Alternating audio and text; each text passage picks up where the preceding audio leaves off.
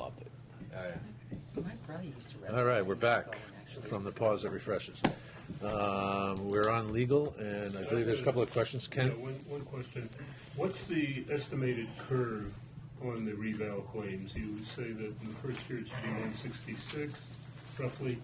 Does it go up from there? When does it bell jar out? Understood. So historically, I have, let's see, the 2007 reval. The first year, 29%. The second year, 35%. So the second year was higher. Then it went to 17, then 12, then 7%. Okay, so Okay. the first 2 years Are the steepest. Yeah. Correct. And then the 2003, it was 25, 24, so pretty, and then 30, and there must be, I don't know why, 31, and then 12 and 8. So, Okay. Thank you. yep. And just to continue those expenses are just the litigation expenses, right? That doesn't reflect the money that's going to have to get paid out. Correct. That's a tax department Correct. issue, revenue change. Correct. That's for you guys. That's it. Yeah, thanks. All right, Luke, That was it. Jeff had a question? Was it you? No? Who had one? Mike, I'm sorry. Just running right now on the labor at 70% this current fiscal year, at halfway through. Right. But you're asking for the same amount, 100 to 100,000. I Feel think that's We're you could probably speak on hoping that. that since the GEA, which we went to arbitration on, Right. So it's less those are contractual. major expenses that now have ceased. We're hoping not to go to arbitration on the other contracts upcoming. So that's part of where we're at. And not as active Yeah. a contract fiscal year situation than you were this We hope, past yeah. fiscal year. We hope so. Yeah. We hope Is that the next year. estimate of hours based on the negotiating units that you have to? Excuse me, Jonathan. Sorry. Is it based on the number of units you have to negotiate a contract? Well, that's part of it. Pam and I go through this each year and determine, how many contracts are up, and what's coming up They this year. historically contentious, historically Yeah. dragged out, Okay. versus some smaller contracts that Right. aren't. And Some you recognize as being more costly. Right. Right. And that labor line includes other labor legal advice. Absolutely. Not Yeah. just negotiations. Absolutely. And And personnel-related labor issues. grievances, yeah, and Potential every grievances. year, in the past it was Mike Dorney, and he would give me an estimate, and he has also said in letters to me, well, on a town your size, this is kind of what I average on labor costs for different towns of our size. We're pretty good. We're under what his average is. So it's based on some of his analysis that way as well. His experience in other towns. We'll have different labor council, perhaps, and so we'll follow that through. But the pricing should be Consistent, equivalent. right. Yeah. In fact, it will. The letters of engagement we got for town council reflect reduced hourly rates over previous town council. Okay. Great. You had one, or was it No, already asked and answered? Combined with Ken, we got it. Good. Anything further? Thank you. Thank you.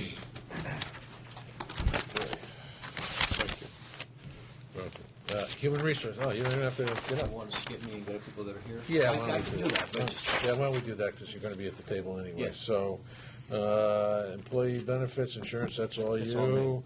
all Information systems, Tony. Come on down. I'm on my own. Yeah.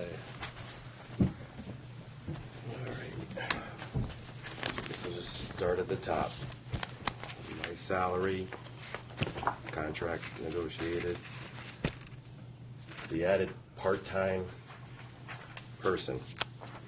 A few years back, Bloom Shapiro did a IT audit, and they found few recommendations, and one of them was being that we were understaffed as far as support resources. And that was done like in October of 2014. So I'm feeling it's time we should probably start thinking about that. Okay. Just as a point of clarification, that study was a town-wide study. Town-wide, It yeah, so- included Board of Education, fire, police, town offices, and the original recommendation was a consideration of hiring, of creating a director of IT services for town-wide responsibility with split reporting between the Board of Selectmen, Board of Education, and I believe it was two budgets ago, both the town and the Board of Ed had allocated $25,000 in their budgets, their initial budgets for that position. That was the year we went to 3 referendums, and both the town and the Board of Ed pulled that out of the budget, and that plan was scotched. So there will be an effort to relook at the IT staffing model across all entities in town. We currently, the fire department currently uses an outside contractor, as does the police department. So I think that it's warranted. We will be looking at, I'm not making any promises, Tony, but we will be looking at the opportunity to consolidate the IT requirements amongst the various entities. Even if we do it police, fire, and town hall, there may be some opportunities there between what we're paying for contracted services on the outside. And I did talk to the police chief. Right. And if we went with like a full-time person even, that could go back and forth between the PD, Right. the town. Right. He's all for that. Right. So the question in my mind with that person, would that just be someone responsible for maintaining the equipment? Or would they be able to help with the software problems as well? In other words, what I'm thinking specifically is this issue with trying to maintain the health department records. I mean, would they be able to help somebody say, hey, here's how you could streamline Probably be a some little of workflow? everything. Yeah. In my head, I'm thinking hardware, setting up new computers, Yeah, I know. doing things like that, learning some report writing, so they can make more. Jonathan, you can back me up on this, but typically in larger organizations, there are pretty much division of labor. There's the network guys, there's the hardware guys, there's the application guys, but in smaller organizations, all of that tends to fall underneath one hat. I gotta completely agree, yeah. Yeah. And then I would ask how many people are in the IT department on the BOE side Right. of our budget? Is there a lot? Yeah, Probably it's quite a up few there. more than you, right? Oh yes, definitely. But let me ask you this, though, just on some of the comments you made. If we were to hire another person for Tony to work with, would that be an offset against these contractors? Well, that's the opportunity. That's the opportunity that's in front of us right now. I think the number, as I recall, contracted services for IT on both of those budgets was $25,000 to $26,000 at police and fire. So I'm not sure we're going to get an IT specialist, with the credentials, unless we get some kid, some jock, some computer jock out of college. But they won't have the Like skill when I sets. started. They won't have the skill sets necessary that we need. But that'd be something we need to take a look at, John. It'd be much safer if we knew, yes, it's gonna, these costs are gonna go away, and then we're gonna take on this Right. lower cost, Right. budget. Well, my conservative assumption to is, just and know. I think we just said, Tony just said the chief is willing to look at an arrangement like that. I Right. don't think we've had a chance to talk to the fire chief yet. They're pretty protective about the Right. the individual they have, who also works with the fire department, the police department. There seems to be a pretty good relationship there. Yeah. But I think we need to explore some of the options, Jonathan, and that clearly bringing a new resource on here I would say would be predicated on the fact that we do something about combining that function to include the police and fire support as well. At least maybe some kind of known offset. Exactly. All right. Yes. He in my ear here. Basically backup too. Okay. And backup's needed because when I'm not around and there's an account lockout, there's no one here to reset it. It won't be effective for this upcoming budget, the opportunity exists to go back to the Board of Education and relook at making a consolidated IT structure and organization. So I think we need to go back to that. That, Talk. okay, good, because that was gonna be my question, because you had just mentioned that when we had the 3 referendum year, Yeah. there was 25,000 town, 25,000 Board of Ed. Right.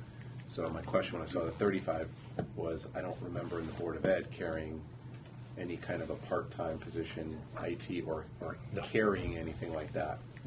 No, So the town side would be, right, taking this, but again, prudent, to look at Board of Ed and then look at the overall structure. Yeah, personally, on the town side is really where it's Right. needed. They have a lot of, And we talk about it every year. Resources We've there, talked yeah. about it over the years with the efficiency study, and this is just part of that discussion that needs to continue. okay. All right, the town wide area network services pretty much is the same. I think it might have went down a little bit because of the CN fiber, I think, went down. Okay. Support and licensing, maintenance, that went up due to a few things in there.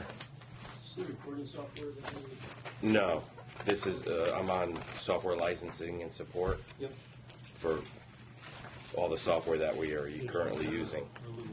So not the switch from Crystal Reports to, No. I forgot the name of the new. No, I believe that's in capital. Is that Say that again?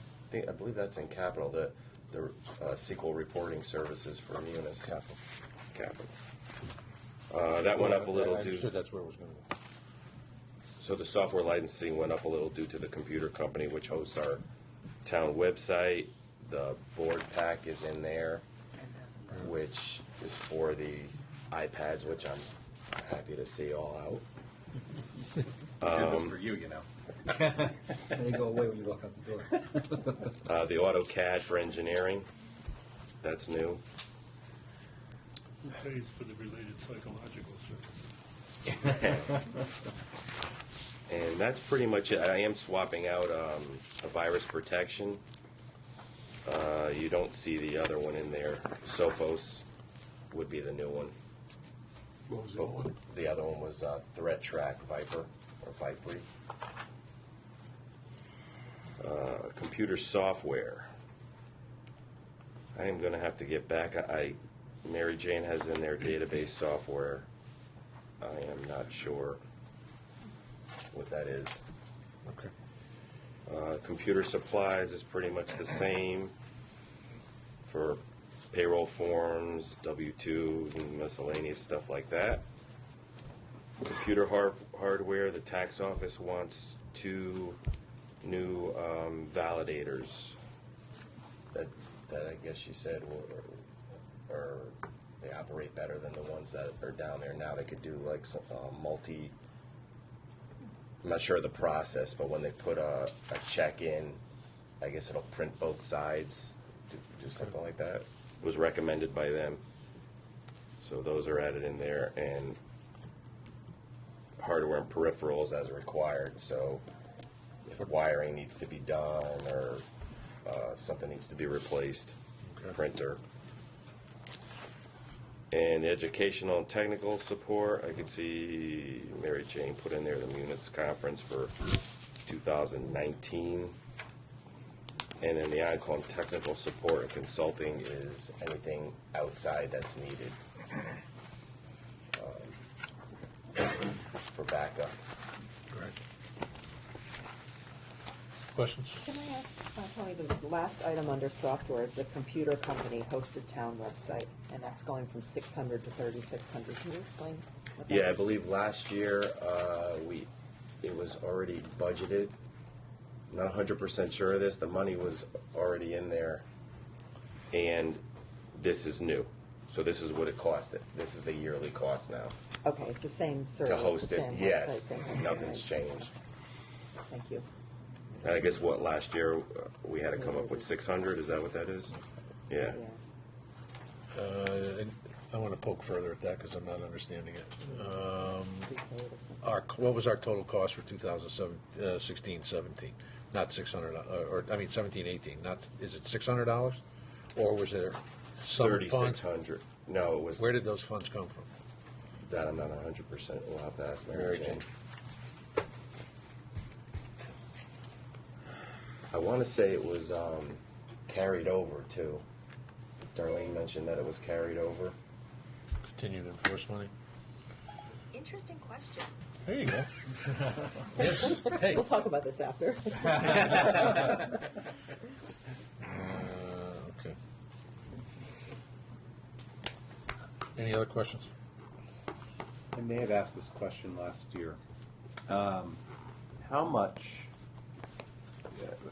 Almost all software now is going subscription. I mean, there's no such thing as purchasing software and then not having AutoCAD, for upgrades. example. Oh yeah, so know that one. Well, it's a huge part of our budget. Right. In our firm.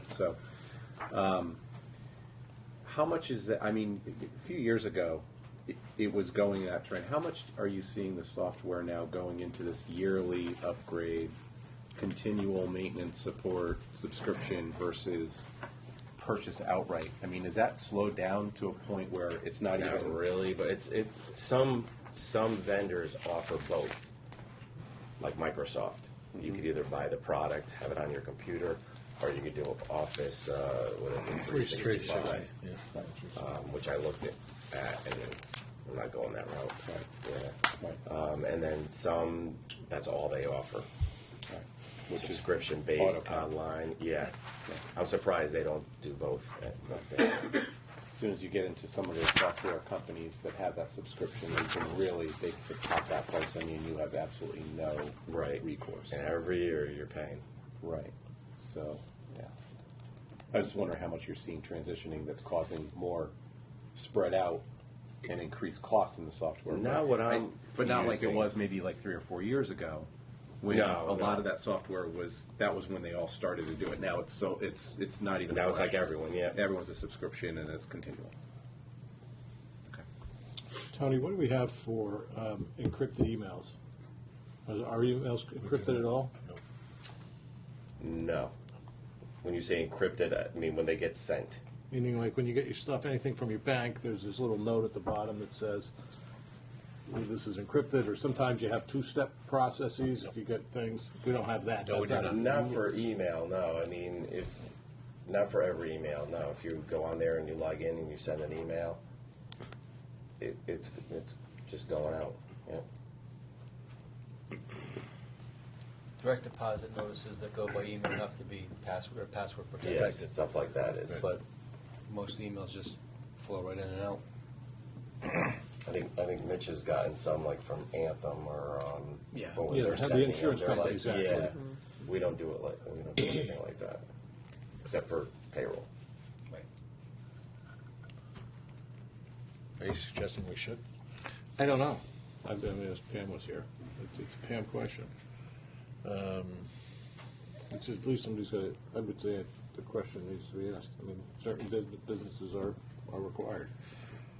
Healthcare predominantly is one that is moving almost exclusively in that direction, but though not entirely. Part of the problem I find with that is that sometimes I get those encrypted emails, then to go back and find it later, it either has a time lapse. Yeah, they have time lapse. There's time There's all lapse. sorts of So- That's part of so- the So if we encryption. do that for FOI purposes, we're going to lose a lot of things. Right, yeah, you would have to find something that Yeah. doesn't do that. All right, I'm just curious. No? Good. Anything else? Thank you, Tony. You're welcome. All right. We already did finance, debt service. Contingency, we don't even have to talk about. EDC. Brian? The bus is running 15 minutes late today, sorry about that. That's all right. I know you like to try to save the best for last anyhow, so. That's why I wanted you. Yeah. Oh, that's right. Walked right into that one. Oh, well. Oh, well. All right. I mean, if you look quickly at the summary sheet itself, Yep. you see that we're only proposing a 1.5% increase Right. year over year from the budgets. That's impacted a little bit by me, and then a decline from our board and commission secretary, and that's just The person we have has been more efficient and gets things done a little bit quicker, and so it's a modest savings there. And the other three major line items are staying the same.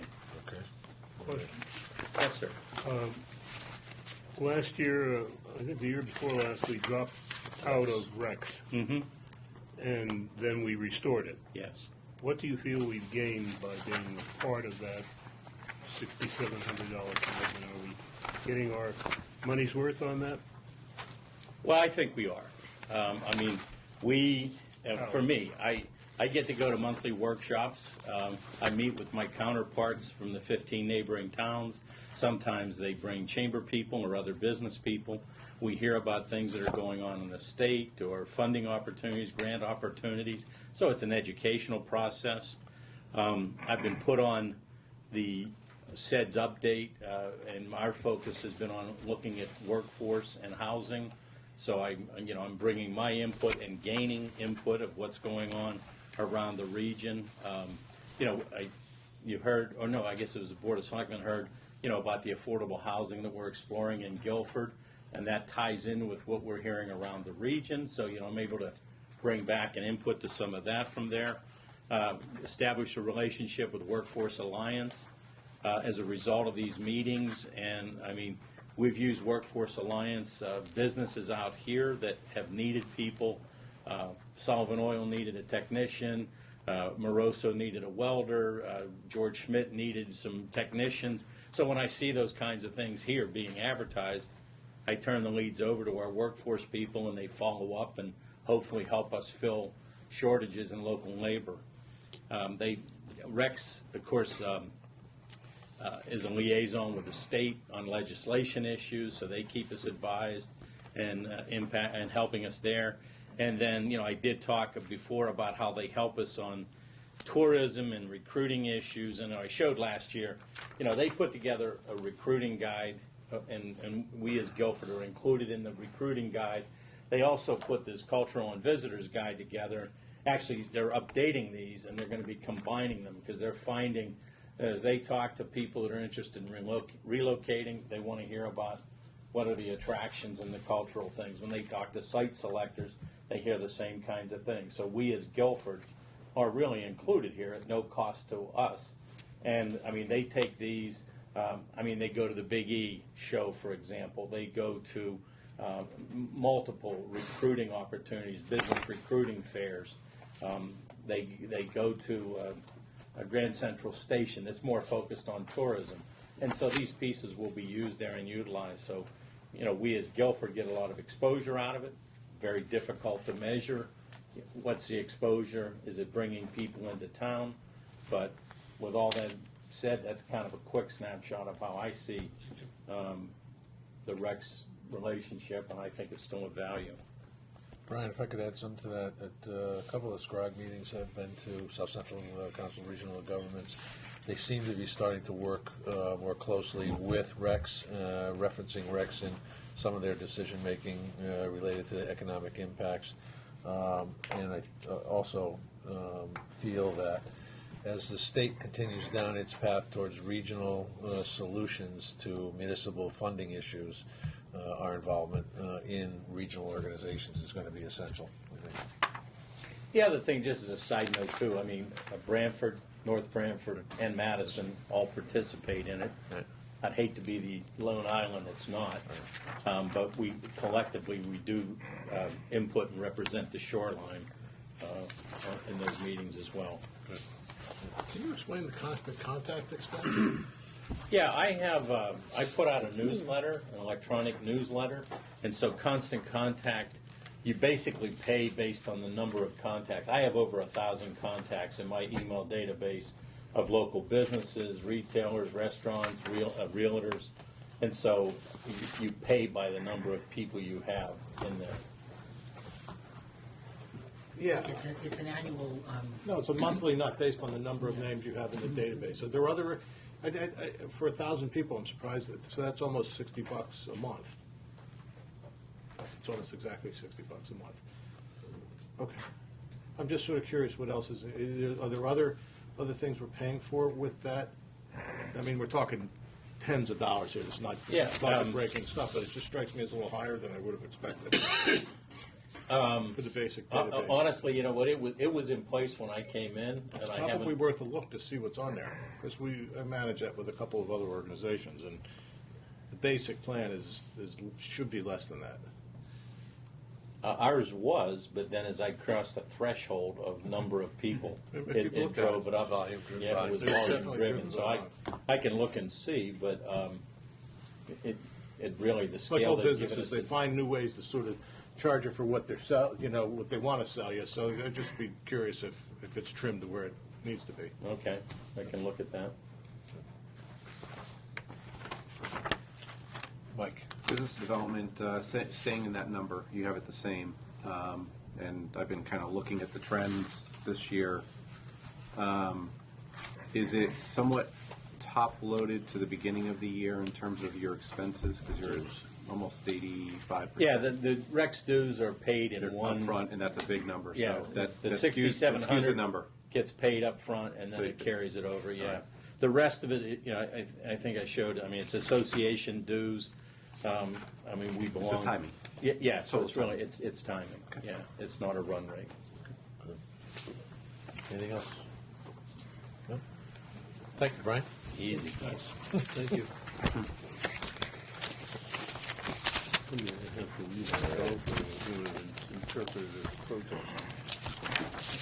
Okay, I think we're at the golf course. Golf course. Ted?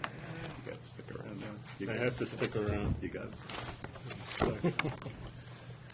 He can't leave at 2:30, but he's like, I can't leave. I Can't leave walk now. in the middle of the golf course. There you go. There you go. Good afternoon. Good afternoon, Ted. How are you? I brought Mike Papp. A lot of you probably don't know who he is, but he's our golf pro. He's our Hey, Mike, how are you? Hey, good. this year. My chairman, Chris Hodgson, couldn't make it. Okay. Basically, I'm just going to give you a quick overall. 2017 overall season was good. We basically hired Mike Papp to be our new golf pro this year. It was great for the town, and it was great for the club.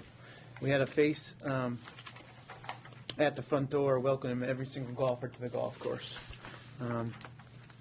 Myself and the commission are looking forward to Mike to promote the golf course and increase the revenue. Looking at the increases on the line items 2, 4, 10, 12, and 13 in my budget, we're basically looking for slight increases in those. The budgets that were regarding our budget, we're increasing the part-time salaries, clubhouse, and maintenance due to increased salary rates. Hopefully, we'll be able to retain some of the staff for the season. We had 5 employees, me and Mitch know. We had a lot of employees coming and going this year. And it was a little hectic for Mitch and myself. So that's what one of the things we're looking to do. Yeah, to just echo a little bit what Ted just said, we are trying to bring the salaries up to commensurate with what the park and rec maintenance people are at, because we've had a very difficult time keeping people at the very low salary that we're paying at the golf course. And I think I've spoken to Matt, and we're going to try to get people at salaries that we can get people and retain them as well. Looking at my water budget, 2 years ago, we spent $29,000, and last year we spent $24,000. This year, we're on budget for $22,000 for the 2017-18 season. So we're looking pretty good there. My grounds maintenance line item, we're looking to add $2,500 to it.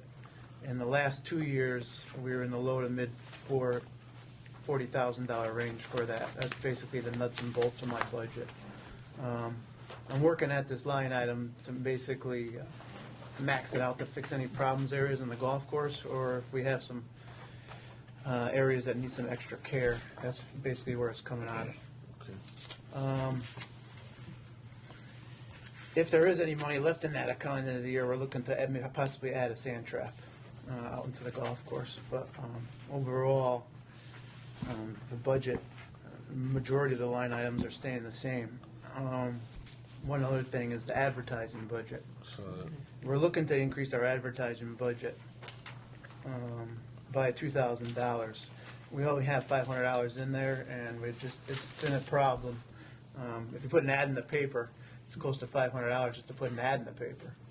which takes up everything, if I want to promote, the golf season opening up. What are the other advertising vehicles you're looking at doing, you know? Well, between the website, radios, papers, sports pages, that's kind of where people's sports minded are looking to go after. So that's kind of what we're going to look at this coming year. Social media? Yeah. You said website, but social media also? Yeah, Mike has he has his own little account on, just explain kind of what it is. Well, we do have a gentleman that we brought in, and he is working for the town right now, digital media, and he's been updating our website. And then I work internally to develop what I do inside with the tournaments and junior programs, and then he takes the target and expands it wider. Now, I don't want to get into what he's been retained for, but we're looking to expand it so that we can use his services during the season in greater detail, and then improve what we have so that we could reach the kind of markets that other people are reaching through that type of media. So we already have it in place, and of course the budget will allow us to pay him to do what other companies are doing, businesses are doing. Is the Golf Channel affordable or out of our reach? It's probably out of our range. Do they have some kind of local access on advertising? I would say not. It's Okay. kind of more for the PGA Tour. Oh, okay. Not for your local golf course. That's a good question. I think about local restaurants that stick 30-second Right. things on local channels. But That's kind of what I had on Local the budget side. On the revenue side, basically we were down about 400 rounds this past season in the actual rounds of golf, and we were down about 9 members for the season. So that's why I reduced my membership and on the revenue side by about $3,000 for the coming year. Well, one question that's come up a lot with folks is, Yep. is there any way of changing the structure for out-of-town golfers, or is that non-competitive?